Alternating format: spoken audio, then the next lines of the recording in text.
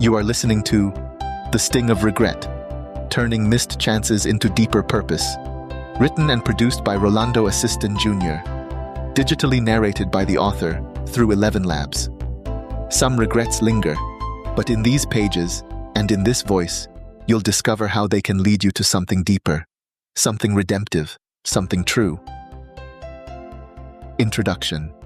Of all sad words of tongue or pen, the saddest are these: "It might have been." John Greenleaf Whittier. Turning missed chances into deeper purpose. Most people carry a moment they'd rather forget. It comes quietly, often when the room is still, an old memory that stings like salt on a wound, a conversation we avoided, a risk we didn't take, a person we hurt, or a life we imagined but never stepped into. We call it regret, and most of us try to bury it. We drown it in distractions. We smother it with slogans like "no regrets" or "just move on." We perform strength, numbness, and perfection. But underneath the curated confidence, there's a sting that won't fade. Because regret doesn't die when ignored. It sharpens. But what if the sting is not our enemy? What if the sting is trying to wake us up? The Invitation in the Ache. This book began as a personal reckoning, not with failure, but with the silences I kept, the moments I stayed quiet when I should have spoken, the dreams I abandoned out of fear, the relationships I let slip away, slowly, then all at once. I discovered that regret is not just about the past. It's about the distance between who we were, who we are, and who we still hope to become. Regret is a map, if we let it speak. Its pain reveals our values. Its repetition shows our patterns. Its weight invites us to live lighter and deeper. The purpose of this book. The Sting of Regret is not a list of things you should have done differently. It's a journey into what those missed chances can teach you, if you're willing to listen. This book is for the leader who hides their past mistakes, but secretly wonders if it's made them wiser. The teacher or parent who wishes they had shown more patience. The friend who left things unsaid, and still replays the silence. The dreamer who played it safe, and now wonders what could have been. The person staring at a fork in the road now, afraid of making the wrong choice. Regret is a signal. It is evidence that your choices matter, that your heart remembers, that your soul still believes in more. How to read this book. We'll begin by facing regret head-on, what it is, how it affects us, and why we avoid it. Then we'll explore the 4 major kinds of regret and what each one reveals about who we are and what we value. But we won't stop there. You'll be invited to reflect, write, pray, forgive, and realign, to meet your past with mercy, and to transform your most painful memories into your most purposeful motivations. This is not a book about erasing regret. It's about redeeming it, because sometimes what stings the most is exactly what saves us. Author's note. I didn't set out to write a book about regret. In fact, for years, I tried to outrun it. Like many people, I believed that looking back was a waste of time, that strong people moved forward and didn't dwell, that regret was weakness, and reflection was just nostalgia in disguise. But the older I got, the more I noticed a pattern. It wasn't my successes that shaped me most. It was my missteps, the phone calls I never made, the harsh words I couldn't take back, the missed doors I was too scared to walk through, and the quiet moments that whispered, "You could have done better." This book is my attempt to listen to those whispers, not to be haunted by them, but to be humbled, guided, and even healed. You'll read stories not only of pain but of clarity. You'll find questions, not just answers, and you'll see that regret, when reframed with grace, is not a dead end, but a sacred intersection. I offer this book to anyone who's ever looked back and sighed, and to everyone ready to turn that sigh into a beginning. Chapter 1. What is the sting? It wasn't the failure that hurt.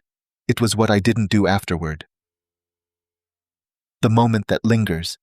You probably don't remember what you had for dinner 2 weeks ago, but I bet you remember the moment you should have spoken up and didn't, or the time you said something careless and saw the hurt flash across someone's face, or the invitation you turned down, the person you pushed away, or the dream you quietly let go. That's the sting. It's more than memory. It's more than guilt. It's a bruise of the soul, small enough to ignore, but deep enough to return when you least expect it. And for some reason, Those moments stay with us longer than our achievements. Not all pain is created equal. Psychologists once believed that people regret actions more than inactions, things we did more than things we didn't do. But over time, studies began to tell a different story. While we may initially regret our bad decisions more strongly, over the long term, it's the missed chances, the what-ifs, that haunt us the most. Why? Because action is finite. It happens. We feel the consequences, and we cope. But inaction is infinite. It invites the imagination to spiral. What if I had applied? What if I had said yes? What if I had tried one more time? These open loops create emotional static that never quite fades. The cultural lie. No regrets. We live in a culture that celebrates forward motion, hustle, and clean slates. We post filtered success stories and caption them with no regrets. We tell ourselves that regret is pointless, that what's done is done. But that's only partly true. Yes, we cannot undo the past, but we can listen to what it's trying to tell us. To deny regret is to deny the values that created it. If I regret hurting someone, it means I value connection and kindness. If I regret not pursuing a dream, it means that dream was important to me. If I regret wasting time, it means I care about living purposefully. Regret is not weakness. It's a signal of what we hold sacred, the voice beneath the shame. Not all regret is clean. Some of it is tangled up with guilt, shame, and identity. Guilt says, I did something bad. Shame whispers, I am bad. But regret? Regret says, I now see something I didn't see then. That makes regret a tool for growth, a mirror, even a teacher. The sting is not punishment, it's a message. The question is, are we willing to listen to it without turning away? From stung to strong. In the chapters ahead, we'll explore the 4 most common types of regret: action, inaction, relationship, and identity. We'll meet people who buried their past until it surfaced, and we'll learn how to face our own regrets without shame, so we can move forward with purpose. But for now, I leave you with this truth. The sting you feel is not the end of your story. It's the part that begs for a deeper one. Reflection prompt. 1. What is one regret you've carried for a long time? 2. Is it something you did or something you didn't do? 3. If that regret could talk, what would it be trying to teach you about your values? The Realm Framework. In my previous book, The Power of Second, I introduced a framework called Realm, a roadmap for those who lead not from the spotlight, but from the shadows of struggle and quiet strength. Realm stands for R. Resilient rise. E. Emphatic influence. A. Anchored identity. L. Legacy thinking. M. Meaningful visibility. Regret touches all 5. Before we rise with resilience, we often fall with remorse. Before we influence with empathy, we must first listen to our own ache. Identity deepens when we confront our past. Legacy grows when we reorient our values. And visibility becomes meaningful only when it reflects hard-won truths. Regret, if left unresolved, can harden into bitterness. But regret, if faced with courage, can become a refining fire. This book is not just about regret. It's about what regret makes possible. Realm Alignment Insight. Regret invites us to reflect, the first stage of any transformation. Just as leadership requires awareness before action, healing requires honesty before movement. Chapter 2. The Anatomy of Regret. We don't just remember what we did, we remember what it meant. The body remembers. Have you ever been walking peacefully when suddenly your mind replays a cringeworthy moment from years ago? A lie, a decision that hurt someone, a failure you tried to hide. Or worse, the words you didn't say, the door you didn't open. And your body reacts, heart rate spikes, stomach tightens, breath shortens. That's not just memory, that's regret stored in your nervous system. Regret is not just psychological, it's physiological. It's not a thought you get over. It's a felt experience that your brain, heart, and body carry. The science of the sting. Neuroscience tells us that regret activates the same brain regions involved in decision-making, emotional processing, and learning: the orbitofrontal cortex, amygdala, and anterior cingulate cortex. 1. This means regret isn't just about dwelling on the past. It's about processing a missed opportunity for a better outcome and trying to learn from it. In fact, the human brain is wired to replay regrets. Why? Because it's trying to help us avoid the same pain again.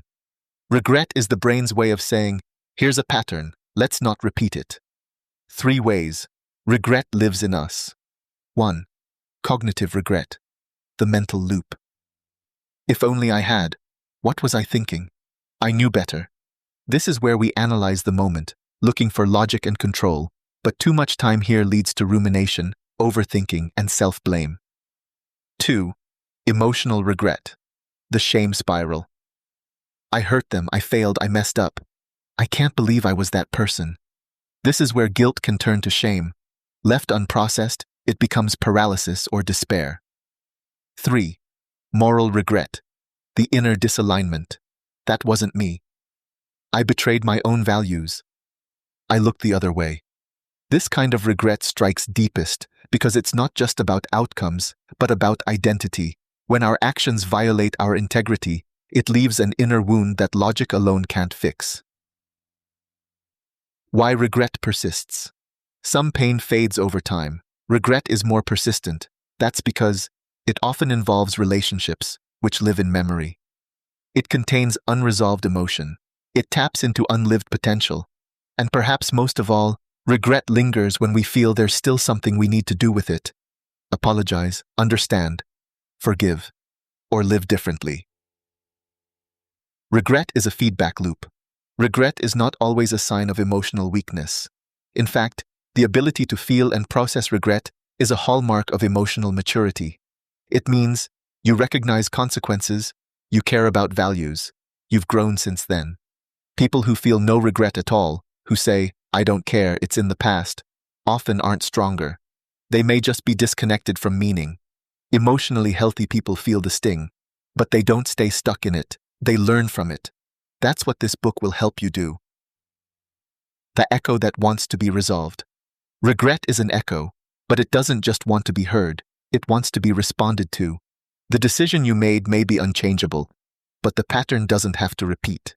In the next chapters, we'll explore the 4 most common categories of regret, starting with the ones that come from doing what we now wish we hadn't. But for now, remember this. Regret stays loud when it feels ignored. It softens when we finally respond. Reflection prompt. 1. When you reflect on your most persistent regret, where do you feel it in your body? 2. Is it more mental, looping thoughts, emotional, guilt, shame, or moral, identity conflict? 3. What lesson might your brain still be trying to learn from it? Realm alignment insight. To become someone new, we must first understand who we were and why. Regret is the space between awareness and responsibility. Chapter 3. The price of denial. What we refuse to face begins to shape us in ways we never chose. How we hide from regret. We all do it. Avoidance comes naturally. We stay busy. We joke it off. We bury it under logic, theology, or bravado. We call it growth, we call it toughness. But what we're really doing is trying to outrun a shadow. And for a time, it works. Until the sting shows up again. In a relationship, a conversation, a quiet moment. And reminds us that we never really buried it. We just buried ourselves underneath it. The many disguises of denial. Denial doesn't always look like obvious avoidance. Sometimes it's dressed in noble clothes. First, spiritual bypass. I've already forgiven myself. That's behind me. True healing requires truth-telling. If we skipped over the pain to get to the resolution, we've only spiritualized our denial. 2. Toxic positivity. Everything happens for a reason, no regrets. This motto shuts down reflection. It may sound empowering, but it can rob us of the wisdom regret was offering. 3. Hyper-rationalization. Well, I didn't have a choice. That's what made sense at the time. This protects our ego, but beneath that reasoning may still live a tender wound, and a part of us that still wishes we could do it over. 4. Blame shifting. I wouldn't have done that if they hadn't. Shifting regret onto someone else may relieve guilt, but it delays responsibility. It also blocks the path to deeper maturity. When denial becomes identity, the more we avoid regret, the more it shows up sideways. We become overly controlling or perfectionistic, trying to prevent another mistake. We detach emotionally because caring too much feels unsafe. We overcompensate, working, serving, or performing so hard that we never have to slow down and feel the weight of the past. But perhaps the greatest cost of denial is this: when we silence regret, we also silence our values. What we avoid facing in ourselves will eventually project onto others. What we bury in private, we pass down in patterns. What we never heal becomes part of what we unknowingly teach. How denial hurts others. Regret, unprocessed, doesn't stay contained. Parents who can't admit regret often raise children who are afraid to fail. Leaders who bury regret create cultures of blame and silence. Teachers who never model humility breed students who think mistakes are fatal. But when we learn to name and redeem our own regrets, we unlock the ability to guide others through theirs. The people who most need your healed regret are the people you influence. Let the silence break. This chapter is not about dwelling on the past. It's about no longer letting it define you without your consent. The sting of regret, when denied, festers. When faced, it frees, and freedom doesn't always come from fixing the past. Sometimes it comes from finally listening to it. Reflection prompt. 1. Have you ever covered regret with rationalization, theology, or performance? 2. What has it cost you to avoid that conversation or memory? 3. What part of you is still asking to be heard? Realm alignment insight. Denial blocks reflection, the beginning of all real change. To move with wisdom, you must stand still long enough to feel the truth. What's next? In the next chapter, we begin unpacking the 4 most common kinds of regret, starting with the ones that leave us saying, "I wish I hadn't." These are regrets of action, impulsive decisions, hurtful words, moral failures. They hurt, but they also hold keys to healing. Chapter 4. Regrets of action. I shouldn't have. The weight isn't just what I did, it's who I became when I did it. The moment you can't undo. Sometimes the sting of regret doesn't come from what we failed to do. It comes from what we did do. The outburst, the betrayal, the lie you thought would protect you, the shortcut you justified in the moment. Regrets of action carry a heavy kind of ache. They're the ones that wake you up at 2 a.m. and whisper, "Why did I do that? What was I thinking? I can't believe I was that person." These regrets don't just haunt our memories, they challenge our identity. Why these regrets hurt so much. When we violate someone else's trust or our own values, we create a wound with 2 layers. 1. External consequences. Broken relationships, lost opportunities, reputational damage, silence from people we once loved. 2. Internal damage. Guilt, shame, self-doubt, identity confusion. Sometimes the fallout is visible, but more often, we keep living life, doing well on the outside, while carrying invisible weight on the inside. We tell ourselves, "That's not me anymore." But deep down, a part of us still wonders, but what if it is? The power of ownership. There's one truth that begins the healing of every regret of action. You are not what you did, but you must still take responsibility for it. Ownership is not the same as shame. It's the beginning of freedom. It allows us to say, "Yes, I hurt them. Yes, I crossed a line. Yes, I failed," without collapsing into self-hatred, without excusing the pain, and without trying to pretend it didn't happen. Story. The letter he never sent. Jules, a retired teacher, once told me about a moment that haunted him for over 40 years.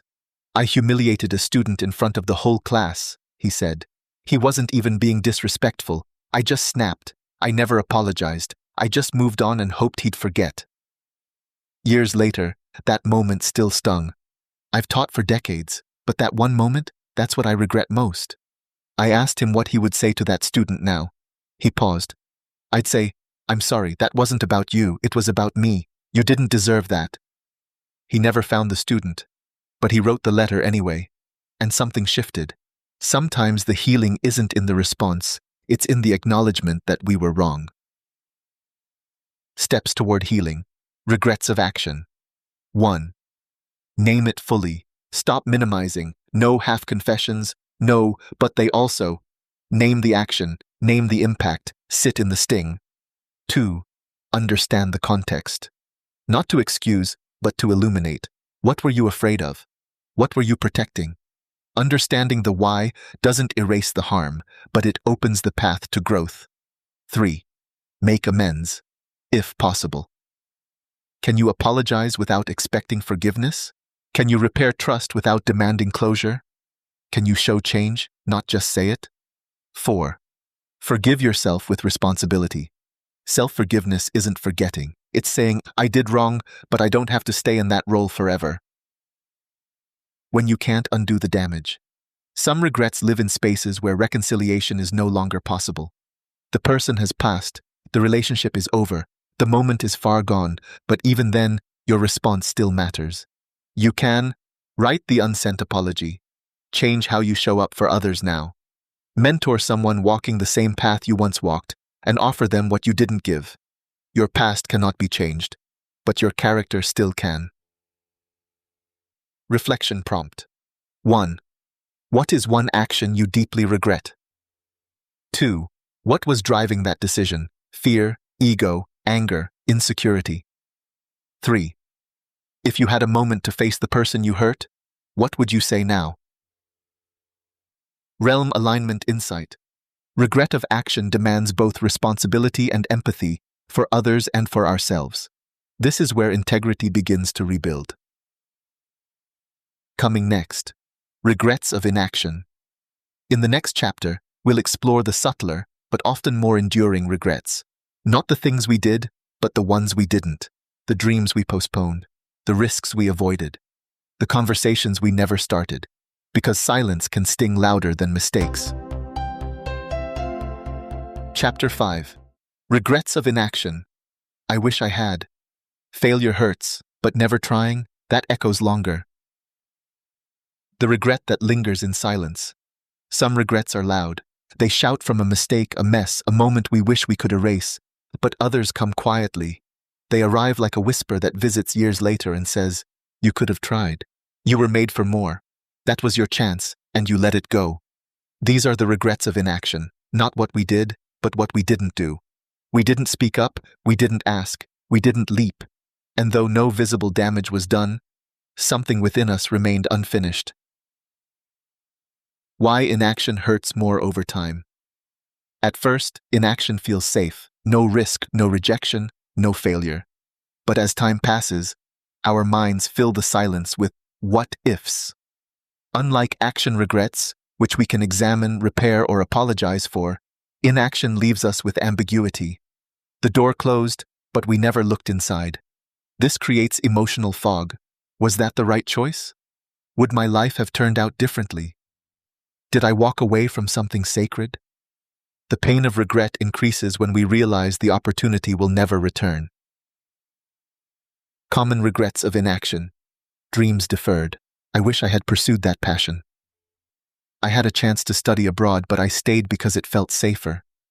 I could have started that business, but I didn't believe in myself. Words left unspoken. I never told them how I really felt. I didn't ask for help when I needed it. I should have said sorry. Courage untaken. I wanted to stand up for what was right, but I froze. I watched someone be mistreated and said nothing. I didn't defend myself, and I've been carrying that silence ever since. Story. The stage she never stepped on. Lena always wanted to sing. She had the voice, she had the invitations, she even had the acceptance letter to a prestigious conservatory. But just before enrollment, she let fear and pressure decide. I told myself music wasn't practical, she said. That teaching would be safer, and I do love teaching, but I never even tried. Now in her 50s, Lena still sings in her room, but she wonders with aching honesty, did I trade purpose for predictability? She doesn't regret her life, but she does regret not testing her wings when she had them wide open. What keeps us from acting? Inaction isn't always laziness. More often, it's fueled by fear of failure. What if I'm not good enough? Fear of judgment. What will they say? Fear of change. What if I lose what I have? Fear of loss. What if I try and it still doesn't work? But here's the truth. Courage isn't acting without fear. It's acting while fear is still present. And regret doesn't just come from making mistakes. It comes from refusing to move when our soul said, go, when it's too late or not. Sometimes the opportunity really is gone. The person has moved on, the window has closed, but often we just assumed it was too late and gave up early. What if it's not? What if the call can still be made? The idea can still be pursued.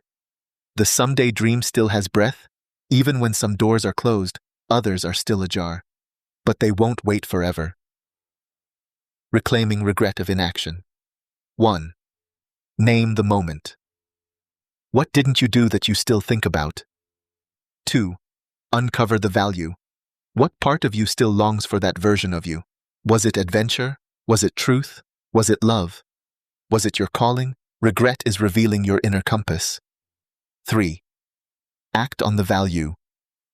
Now, you may not reclaim the same moment, but you can live in alignment with what it taught you. If you didn't speak up then, speak now. If you didn't pursue it then, take a step today. If you didn't believe in yourself before, do the thing scared. Reflection prompt. 1. What's something you wish you had done, but didn't? 2. What stopped you then? Is it still stopping you now? 3. What would it look like to act now in a way that honors what you didn't do then? Realm alignment insight. Inaction regrets challenge our aspiration. They ask us to stop waiting for the perfect moment and start living with intentionality now. Next, we'll explore the regrets that sting the most because they involve connection, the people we pushed away, the silence we kept, and the love we failed to give. Because the deepest regrets are rarely about performance. They're about presence. Chapter 6. Regrets of relationship. I wish I had said something. Sometimes the silence between people is louder than anything they ever said. The quietest sting. Some of the deepest regrets in life don't come from actions or inactions alone. They come from the spaces between people, what was left unsaid, unfelt, unresolved. We regret the conversation we avoided, the apology we postponed, the words of love or truth we never found the courage to speak.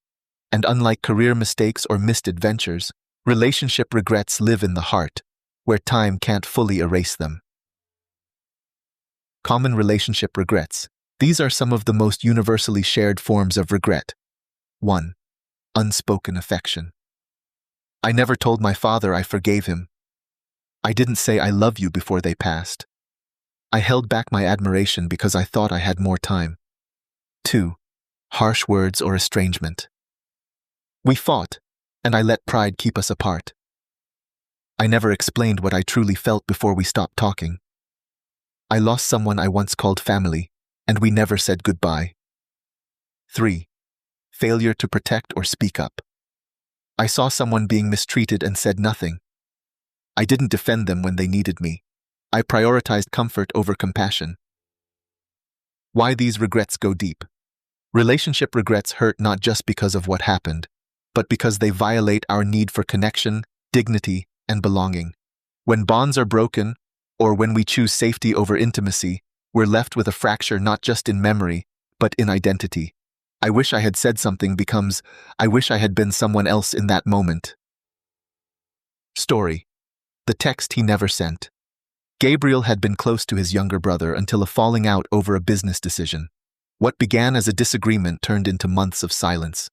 I told myself I was waiting for him to reach out, he said, but truthfully, I was afraid of being vulnerable. I thought if I texted, I'd lose the upper hand. Then his brother had a stroke. The message was never sent. I would trade every ounce of pride I had for one more dinner, one more chance to say, I'm sorry, I miss you, let's fix this. Now Gabriel mentors young men, helping them name their emotions and restore their families. His brother didn't get the message, but others still can. When silence speaks louder. Sometimes the words we regret not saying aren't emotional, they're moral. We stayed silent in the face of bullying. We didn't confront injustice in our family or workplace. We turned away when truth required confrontation. This is the regret of complicity through silence. And unlike impulsive outbursts, these regrets linger more quietly, but cut more deeply. They leave us wondering, what kind of person am I if I stayed quiet when it mattered most? When reconnection isn't possible, what if the person you want to speak to is gone? What if they're unreachable, unwilling, or no longer alive? You can still speak. Write the letter. Visit the memory. Pray, if that's your language of healing. Words left unsaid don't disappear. But when you speak them aloud, even in solitude, they begin to release their grip on your heart. Moving forward with relationship regret. 1. Name the unspoken truth. What did you not say, and why? Were you afraid of being rejected? Were you holding a grudge? Were you unsure of what you really felt? 2. Decide what still can be said. Is there someone you need to reach out to? Is there an apology or acknowledgement that's still waiting? Not all relationships can be restored, but some still can, if we're willing to lead with grace. 3. Live differently, now. Every missed word is an invitation to speak more clearly today. Don't wait for the next loss to say the things that matter. Reflection prompt. 1. What is one relationship where silence has left a wound? 2. What did you wish you had said, and what's stopping you now? 3. If they were listening, what would you want them to hear? Realm alignment insight. Regrets of relationship connect to empathy and love, two forces essential to the human story. Healing here does not begin with perfection, but with presence. Next, we explore a different kind of regret, not about others, but about ourselves. The times we weren't true to who we were, the moments we lost our voice, the roles we played that felt like costumes instead of callings. Because sometimes, the deepest regret is not what we did, but who we became to survive.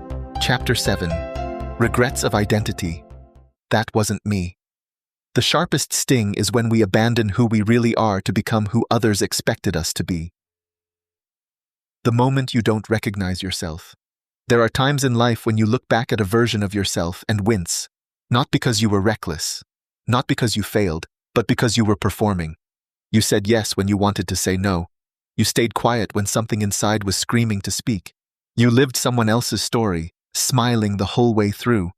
These are identity regrets, moments or seasons where you acted out of fear, pressure, or survival, rather than authenticity. They're often subtle, but their impact runs deep. That wasn't me. This kind of regret doesn't always center on one decision. It's often about a slow drift. We followed the career path others wanted. We married because we were supposed to. We buried parts of ourselves to belong. We aligned with values that weren't truly ours. And later we look back and say, that wasn't who I really was. Sometimes we feel like imposters in our own lives, not because we failed to succeed, but because we succeeded at being someone we were never meant to become. Why identity regret hurts so deeply. Regrets of identity cut deeper than regret over outcomes, because they challenge our sense of self. When we act out of alignment with our truth, we feel emotionally hollow. We lose inner peace. We disconnect from our core values and gifts. And often, it takes years before we even recognize the regret. This kind of sting is slow. It shows up in midlife crises, creative blocks, and spiritual restlessness. Story. The lawyer who was supposed to be an artist. Carla had everything that looked like success. A corner office, a six-figure income, prestige. But she was miserable. I don't regret becoming a lawyer, she told me. I regret never even giving art a chance. I was good at it as a child, but when I won that first debate in high school, my parents said, "You're going to be a lawyer someday." And I didn't want to disappoint them. Carla now teaches high school and paints at night. It's not about the career, it's about finally becoming myself. The root of identity regret. Most identity regret stems from 1. External pressure. We were told, explicitly or implicitly, what success, gender, faith, or worth should look like. So we performed instead of living. 2. Fear of rejection. We buried our truest traits because we feared being excluded by family, community, or peers. 3. Lack of inner clarity. Sometimes we simply didn't know ourselves well enough. We made choices without the tools to discern what was true for us. How to heal identity regret. 1. Grieve the false self. Give yourself permission to mourn the years, choices, or personas that weren't truly yours. This is not self-pity. It's sacred honesty. 2. Name what's been missing. What parts of yourself did you silence or deny? Your creativity, your conviction, your sensitivity, your faith? Regret is telling you what's been waiting to be reclaimed. 3. Begin a return. You don't need to burn your life down to begin again. You only need to start living more aligned. Even small steps toward authenticity can bring healing. A conversation where you tell the truth. A role you step away from because it no longer fits. A creative outlet you resurrect. When identity regret intersects with shame, some people feel ashamed of who they once were, but others feel ashamed of who they never became. You are not alone. What matters now is not who you pretended to be then, but who you're becoming now. Because when you return to your truest self, you stop performing and start living from purpose. Reflection prompt. 1. When have you looked back at yourself and thought, that wasn't really me? 2. What pressures or fears drove that version of you? 3. What part of your authentic self is asking to come back to life now? Realm alignment insight.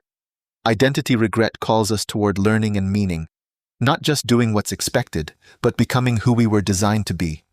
Now that we've explored the 4 stings, action, inaction, relationship, and identity, we move into the work of transformation.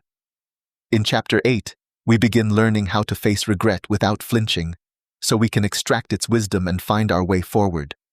Because regret isn't just something to manage, it's something to mine. Chapter 8. Feel it fully. Letting regret speak. The wound doesn't heal by being ignored. It heals when it's finally heard. The cost of numbing. By now, you've likely identified one or more regrets you carry. Some are loud, some are quiet, but all of them carry a voice. The question is, have you been listening? Most people don't. We minimize, we distract, we explain away. We wrap it in theology, therapy talk, or logic, and move on before it stings too deeply. But here's the paradox. What we won't allow ourselves to feel, we never fully release. And what we won't release will eventually shape how we live, love, lead, and lose. Why we avoid feeling regret. Regret can trigger deeper emotions that scare us. Shame. I'm not good. Grief. It's gone forever. Fear. What if I do it again? Powerlessness. I can't fix it now. Feeling it fully doesn't mean wallowing in it. It means giving it space to breathe, so that the buried story can finally tell you what it needs to say. Story, the music that broke him open. Daryl hadn't cried in years. He was a corporate executive, respected and composed. But one evening, while cleaning the garage, he found an old CD, the last mixtape his mother gave him before she passed.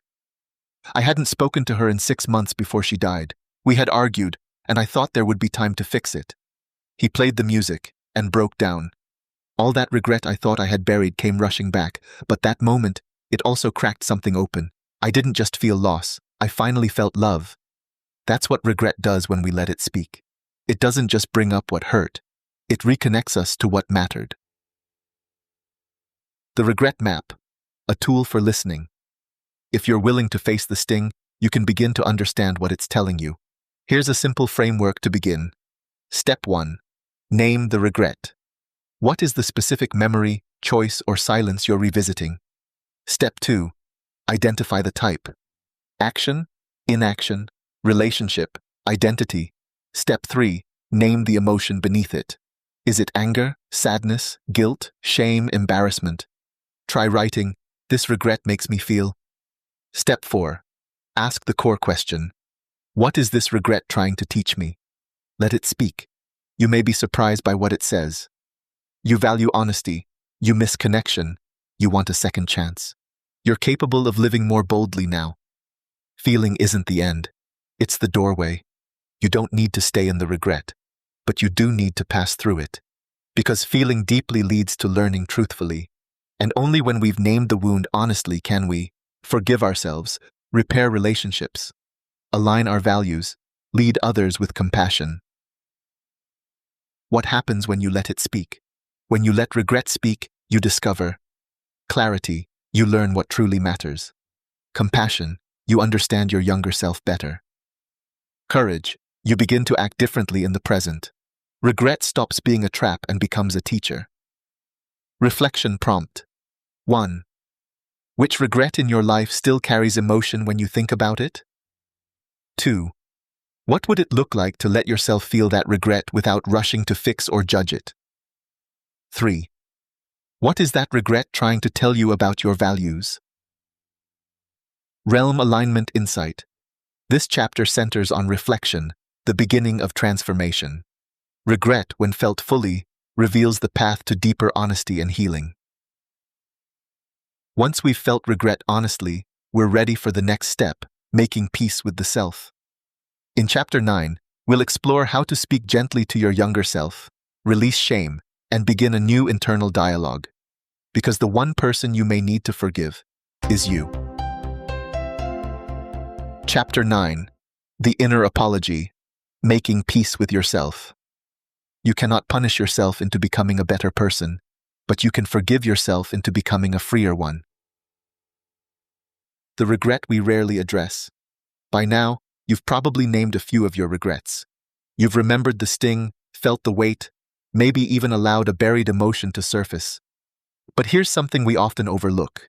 Even when we've been forgiven by others, we often haven't forgiven ourselves. You might still carry the inner voice that says, "You should have known better. You blew it. You don't deserve to move on." And so, even when life moves forward on the outside, something inside remains locked in an old room of shame. Why self-forgiveness is so hard. Self-forgiveness is not weakness, it's not self-pity, and it's definitely not an escape from accountability. It's hard because it requires honesty about what we did, compassion toward who we were, a decision to no longer hold ourselves hostage to a past we cannot change. We struggle to forgive ourselves because we're afraid it means we're letting ourselves off the hook. But here's the truth. You can carry responsibility without carrying shame. You can admit your failure without forfeiting your future. What self-forgiveness is not. Let's be clear. It is not pretending it didn't matter. It is not forgetting the harm. It is not saying, "Well, I was doing my best," if you weren't. It is choosing to see the full picture. That you made a mistake and you're more than that mistake. That you caused harm and you've chosen to heal. That you are still here and growth is still possible. Story. The sentence he gave himself. Marcus was a college dean, respected, thoughtful. But years ago, he'd made a decision that destroyed his marriage. "I apologized to my wife. She forgave me. But I didn't believe I deserved it," he said. "So I kept punishing myself." He poured his life into work. He gave to everyone but himself. He smiled publicly and suffered privately. Until one day, during a leadership retreat, someone asked, "What sentence have you been serving that no one asked you to serve?" He broke down. "I realized I had built a prison around a version of myself that no longer existed." The key wasn't in denial. It was in acknowledging that he was no longer the man who made that choice. How to apologize to yourself. 1. Acknowledge what happened. Write or say aloud, "I made a choice that hurt someone, went against my values, let myself down." Be specific, don't sugarcoat it, don't dramatize it, be honest. 2. Speak to your younger self. Visualize the you who made that decision. What was he or she going through? What pressures, fears, wounds were shaping that choice? Offer compassion to that version of you, not because the action was okay, but because they needed guidance, not judgment. Try saying, "You were trying to survive, you were afraid, you didn't know what you know now, I see you, I forgive you, and I'm leading us now." 3. Declare who you're becoming. Regret is not just a mirror, it's a map. Now that you know the wound, who will you be because of it? Write a sentence like, "Because of what I regret, I will now live with more." Courage, clarity, patience, compassion, integrity. Forgiving doesn't mean forgetting. You don't need to erase the memory. You don't need to pretend it didn't hurt. You only need to remove its power to define you. You are not your worst moment. You are not your biggest mistake. You are who you choose to become after the sting has spoken. Reflection prompt. 1. What memory still triggers self-blame or shame? 2. If you could speak to your younger self, what would you say now? 3. What kind of person are you becoming because of what you now regret? Realm Alignment Insight. Self-forgiveness is the fruit of empathy and learning toward yourself. You cannot lead others well if you haven't learned how to lead your own soul through regret. In Chapter 10, we shift from the inward journey to the outward one. What happens when the regret involves someone else? How do you know when to seek reconciliation? And when is it time to let go? Because not every relationship can be restored, but every regret can be redeemed. Chapter 10. When to reach out and when to let go. Some bridges are still waiting to be rebuilt. Others are meant to be blessed from afar. Regret doesn't always end with closure. After facing your regrets and making peace with yourself, you may feel a new longing to say something, to reach out, to repair what was broken. This is a holy instinct, because part of healing from regret is the desire to heal what your choices may have hurt. But here's where it gets complicated. Not every person wants to talk. Not every wound can be reopened safely. Not every story has a tidy reconciliation ending. So how do you know when to reach out and when to release? When reaching out is the next right step. There are times when extending your hand is an act of courage and growth. Consider doing so when 1. The relationship still matters. If there's love, friendship, or respect still present, even under the surface, your honesty may be a gift. 2. The wound came from you. If your regret stems from something you said or did that caused pain, an unsolicited apology may bring healing. 3. You've done your inner work first. Before reaching out, ask, am I trying to relieve my guilt or serve their healing? Am I prepared for them to say no? Can I offer this without expecting a certain outcome? Reaching out must come from a place of humility, not entitlement. How to reach out well. If you choose to contact someone, keep these principles in mind. Keep it clear and clean. Avoid long explanations, justifications, blame shifting. Instead, say something like, I've been reflecting on how I hurt you, and I want to take responsibility. You didn't deserve that. I'm sorry. I understand if you don't want to respond, but I needed to say this and honor your pain. Respect their response. They may not respond. They may say, I'm not ready. They may accept and move forward, or they may stay distant. The point isn't to control the outcome, it's to restore your integrity, whether or not the relationship returns. When reaching out may not be healthy. There are times when reaching out may do more harm than good. Consider not reaching out when 1. It would reopen trauma. If the person has experienced harm that could be re-traumatized by your presence, even with good intentions, step back. 2. You're seeking closure, more than connection. If the motivation is your relief, not their healing, press pause. 3. There's risk of escalation. In cases of abuse, manipulation, or volatile conflict, silence may be safer. In these cases, healing may come through writing a letter you never send, confession or prayer, choosing to live differently as your quiet amends. Story. The letter she burned. Elena hadn't spoken to her mother in 8 years. Their last conversation was full of resentment. Her mother passed before they reconciled. I carried that regret like a brick in my chest, she told me. So she wrote a letter. She poured out every word of apology and every word of grief. And then she burned it, watching the smoke rise like a prayer. I'll never get her back, she said, but I gave her the words I should have said, and somehow that helped me come back to life. Reconciliation isn't always restoration. Sometimes peace means rebuilding the relationship. Sometimes it means releasing it with blessing. Either way, you can still be whole. You can still honor their dignity without reopening the door. You don't have to stay in the past to be faithful to its lessons. The heart can be open, even when the relationship remains closed. Reflection prompt. 1. Is there someone you feel drawn to reach out to? 2. What would you want to say, and what do you hope they'd hear? 3. If reaching out isn't wise or possible, how might you still express what you never said? Realm Alignment Insight. Repairing regret requires emotional intelligence, the discernment to know when love leads us to speak and when wisdom leads us to silence. In Chapter 11, we'll take everything we've learned so far and look at the deeper pattern. What do your regrets reveal about your calling? What wounds keep repeating, and why? And how do we turn pain into wisdom we can carry forward? Because regret isn't just something to overcome. It's something to learn from, and even lead from. Chapter 11. The Wisdom of the Wound. Regret is pain remembered, but also pain repurposed.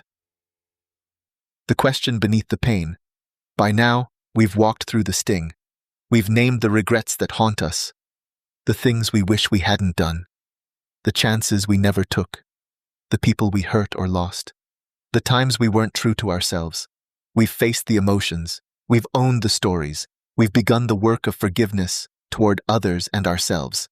Now, we reach the turning point. The question becomes, what now? What will you do with what regret has revealed?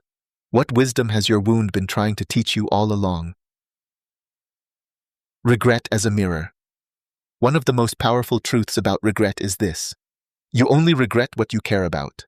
If you regret dishonesty, it's because you value truth. If you regret silence, it's because you value voice. If you regret letting someone down, it's because you value loyalty or presence or love. Your regrets aren't random. They're reflections of your deepest values, which means they're also invitations. Story. The pattern that finally spoke. Noel kept ending relationships too soon. Romantic ones, friendships, even mentors. I always found a reason to walk away, he said. But later, I'd regret it. Every time.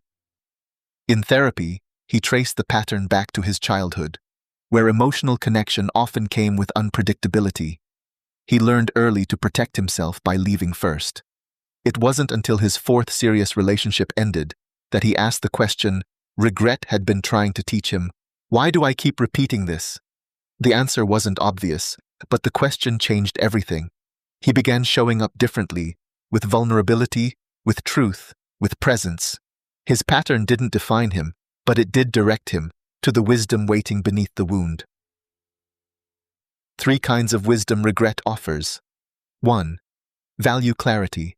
Regret helps us prioritize what really matters. It strips away noise and reveals our non-negotiables. Ask yourself, what does this regret say about what I care about most? How does that shape the way I want to live now? Pattern recognition. Some regrets aren't isolated, they repeat. That's not punishment, it's a pattern calling for your attention. Ask, what keeps showing up in my relationships, decisions, or silence? What's the common thread, and what do I need to heal or change? 3. Purpose. Redirection. Many people discover their life's mission through the lens of regret. The counselor who once abandoned a friend in crisis, the teacher who once gave up on school, the parent who vowed to break the generational pattern. Pain, when transformed, becomes purpose. Turning regret into a life of meaning. You don't have to become a public figure, a therapist, or an activist to redeem your regrets. You only have to ask, how can I live differently because of what I've learned painfully? That might mean speaking more gently, pursuing your buried passion, listening more deeply to others, becoming a mentor to someone walking the road you once stumbled through. When you do this, your regret is no longer just a memory. It becomes a mission. The wound that becomes a witness. There's a word for people who turn their wounds into healing for others. They're called wounded healers, not perfect, not always whole, but willing to stand in the space between pain and purpose and offer their story as a bridge. Maybe that's what your regret is asking of you, not to forget, not to hide, but to testify to the mercy, the growth, the wisdom it led you to. Reflection prompt. 1. What is one regret that seems to echo across different seasons of your life? 2. What wisdom has that regret tried to offer you? 3. How might your life look different if you lived aligned with what it taught you? Realm alignment insight. The deepest wisdom often comes from our deepest mistakes. Regret becomes part of your learning and meaning when you stop seeing it as punishment and start seeing it as preparation. Now that regret has revealed your values, sharpened your priorities, and reshaped your inner life, how do you live it out? Chapter 12 begins with how to listen to regret as a calling, an inner compass pointing toward a life of deeper purpose. Chapter 12. The Call Behind the Pain, Second Power Living. The past cannot be rewritten, but the purpose it awakens can be lived today. The hidden invitation in regret. You've faced your regrets. You've felt them, studied them, spoken to them, and listened for what they reveal. Now comes the invitation. Not to dwell, not to explain, but to live differently because of what regret has taught you. This is what we call second power, the strength that rises after the fall, the voice that returns after silence, the mission that emerges from pain. What is second power living? Second power living means using your regret as a compass, not a cage. It is the lifestyle of someone who no longer runs from the past, but lets it shape a more intentional present. It means asking not, how do I fix what I did? But rather, how do I live now in a way that honors what I've learned? It's not about regret-free living, it's about regret-informed living. 3 marks of second power living. 1. Living aligned. You start to make choices that align with your deepest values, because regret clarified them. If you regret not speaking up, you now use your voice for others. If you regret wasting time, you now steward your time with more purpose. If you regret dishonesty, you now build relationships on truth. Second power living doesn't erase the wound. It responds to it. 2. Loving bravely. You let go of self-protection, perfection, and passive silence. You enter relationships with courage and clarity because you've seen what happens when you don't. The conversations that never happen. The love that goes unspoken. The distance that becomes permanent. Second power. People choose connection over comfort. 3. Leading with compassion. Whether you're a parent, teacher, nurse, mentor, or quiet neighbor, your regrets become the roots of your empathy. You don't lead from performance or pride, you lead from presence, because you know how it feels to fall short, and you've committed to walk with others differently. Story. The teacher who changed his classroom. Jaime was a veteran math teacher, brilliant, driven, respected, but he had one recurring regret. I made my class about grades and control. I thought I was preparing them for the real world, but I missed the humans in front of me. After a student left a tearful note at the end of the year, "You taught me to fear failure," Jaime changed everything. He started sharing his own failures. He built in reflection days. He stopped punishing late work and started asking questions. Regret changed my teaching, and my students taught me how to become someone worth learning from. That's second power. A new lens for life. Second power. Living asks different questions. Not, what will make me successful, but what will make me true. Not, how do I avoid regret, but how do I redeem the regrets I already have. Not, what's the perfect plan, but what would I do if I believed I had nothing to prove anymore. What the world needs. We don't need more perfect people. We need more repentant, honest, grounded people, those who carry their regrets as evidence of their growth, not as a burden of shame. People who speak less to impress and more to connect. Lead not because they have all the answers, but because they've wrestled with real questions. Love not because they've never been broken, but because they remember what it felt like. The sting became the teacher became the servant, and the servant became the example. That's how second power spreads. Reflection prompt. 1. What value or purpose has emerged from your deepest regret? 2. How has that regret changed the way you live, lead, or love today? 3. What does second power living look like in your next chapter? Realm alignment insight. Regret, fully processed, becomes a mission. You cannot go back, but you can go forward with intention. In the final section of this book, we'll explore real-world expressions of second power. You'll meet leaders who became more human after failure, parents and teachers who rewrote generational stories, everyday people who turned missed chances into a mission of service. Because regret doesn't end with healing, it leads to impact. Chapter 13. Leading with Regret. Vulnerability in Action. The best leaders aren't the ones who've never failed. They're the ones who let failure teach them how to lead with truth. What we expect from leaders and what we actually need. When we think of leaders, we often picture strength, confidence, decisiveness, vision, control. What we don't often associate with leadership is regret. We assume leaders have moved on, cleaned up, or risen above their mistakes.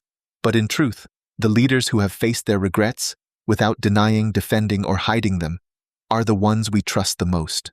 Why? Because they remind us that imperfection isn't fatal, growth is possible, honesty is more powerful than image.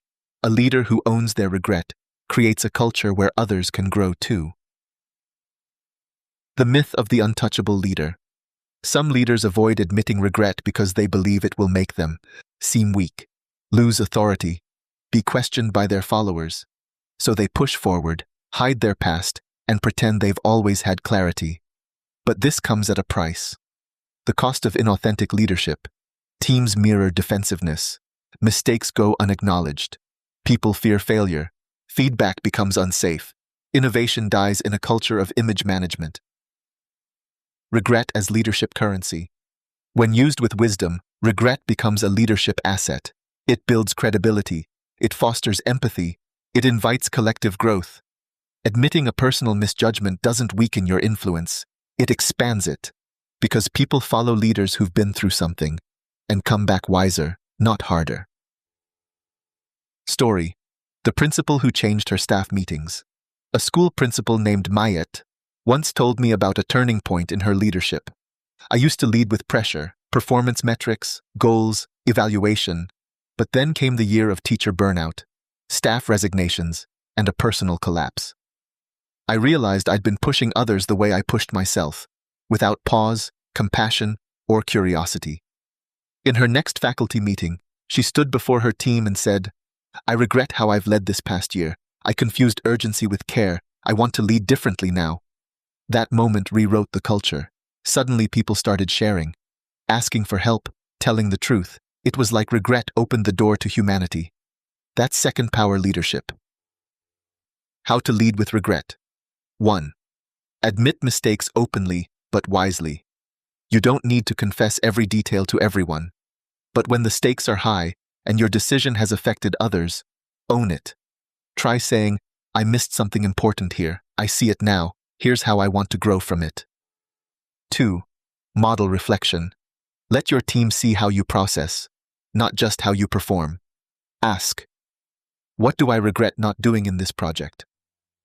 What did we learn from what didn't go as planned? Where can we realign moving forward? 3. Create space for others to reflect. When leaders acknowledge their own blind spots, it makes it safe for others to speak up. Instead of asking, "Why did this fail?" ask, "What would we do differently now that we know more?" Make reflection a ritual, not a reaction. Regret and moral authority. The greatest leaders, whether in faith, education, business, or social change, aren't followed because they're flawless. They're followed because they've been humbled, and they didn't let that humility go to waste. They speak from experience, lead with compassion, act with courage rooted in self-awareness. Regret sharpens the moral compass of a leader who refuses to forget what they've learned. Reflection prompt. 1. What is one regret in your leadership, home, work, service, that has shaped you? 2. How could sharing that lesson help those you influence? 3. What would it look like to lead not in spite of that regret, but because of what it taught you? Realm alignment insight. Leadership after regret is leadership with emotional intelligence and moral clarity. You cannot lead from ego and grow people, but you can lead from reflection and grow a culture. In the next chapter, we explore how parents, mentors, and educators can use their own regrets, not as stories of shame, but as stories that guide the next generation.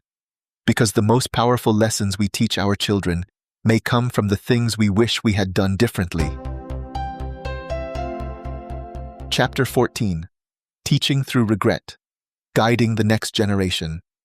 The most powerful lessons often come not from what we did right, but from what we wish we had done differently.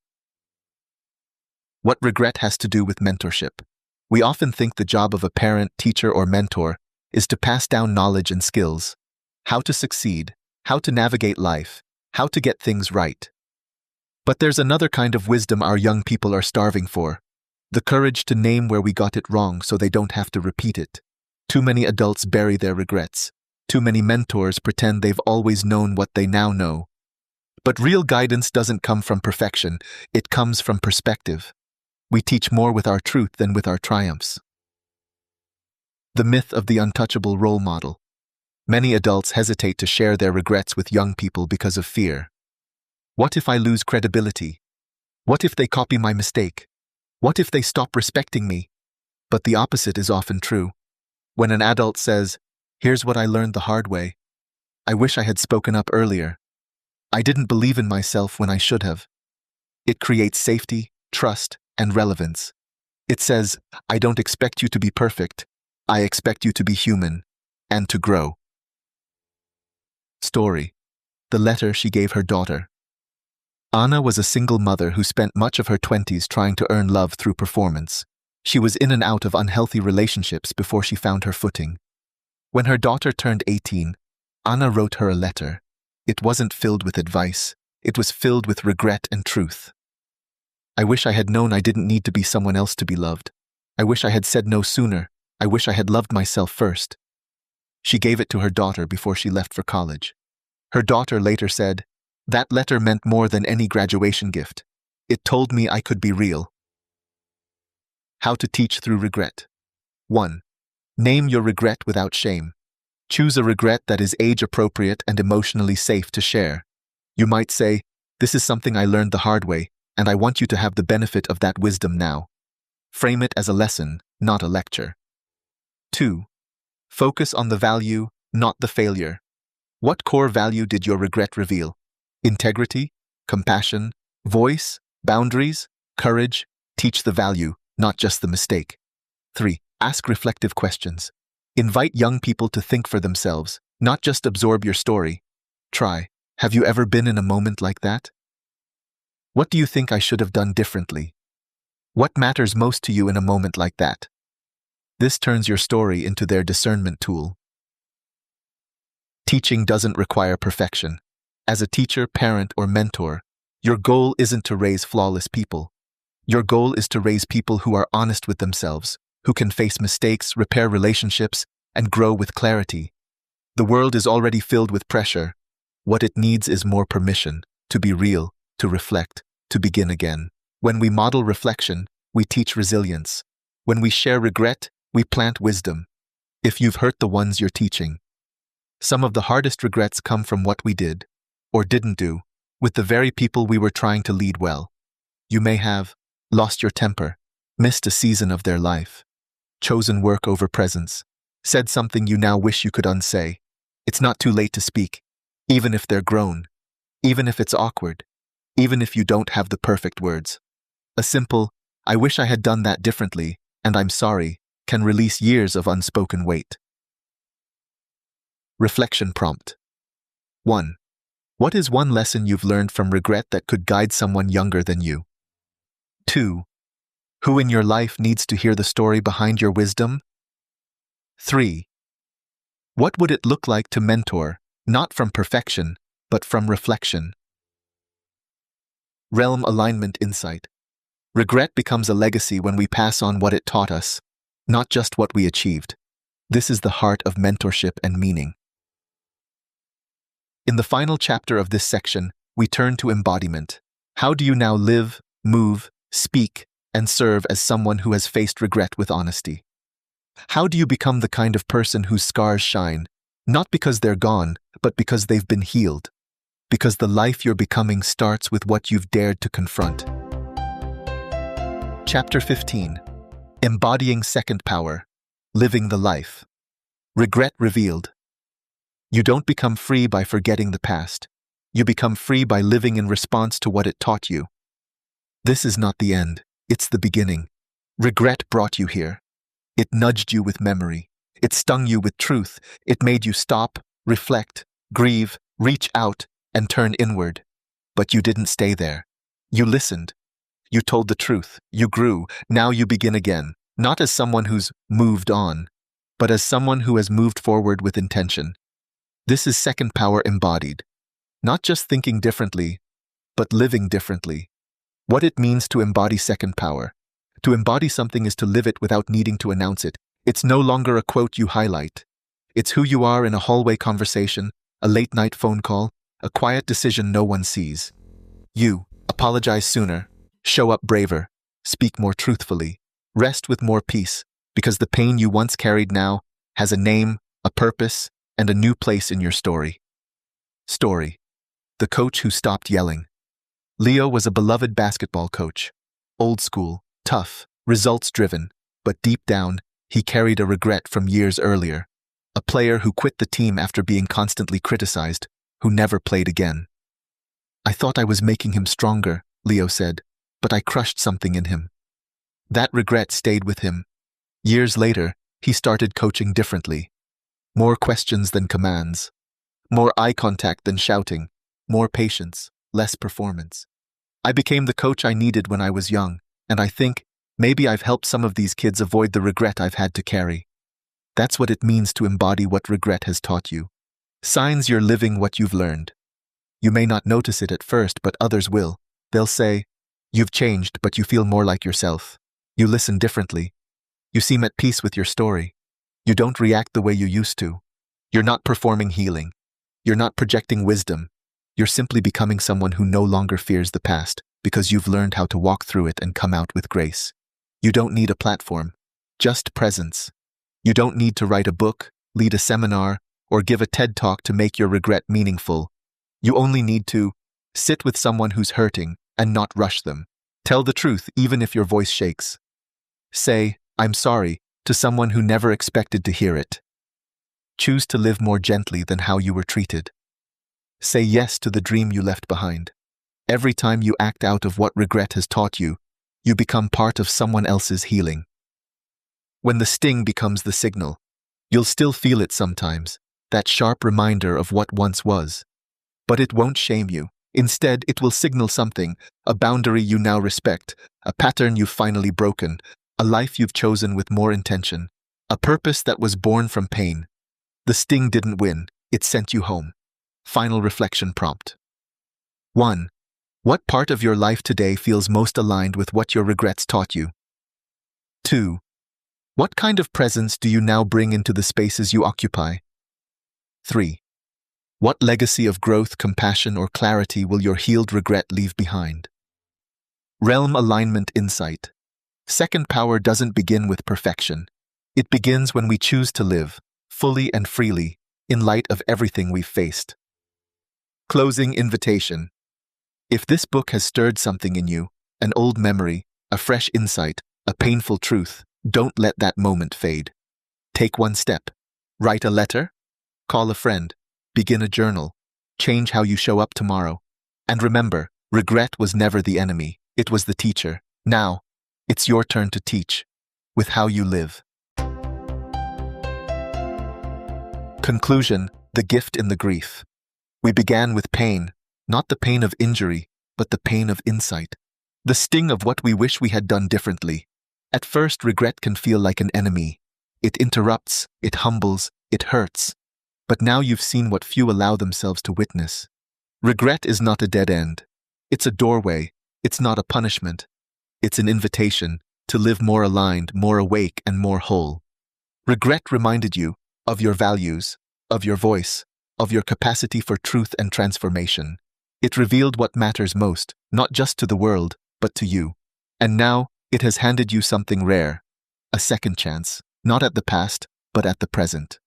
The power to speak where you were once silent, soften where you were once rigid, choose what you once avoided, love in the way you once withheld. That's the gift regret offers. Not erasure, but redirection, not forgetting, but forgiving. The sting may never fully disappear, but now you know, it no longer owns you, it formed you, and the life you live next will be your answer. Epilogue. Some books end with closure. This one ends with a beginning.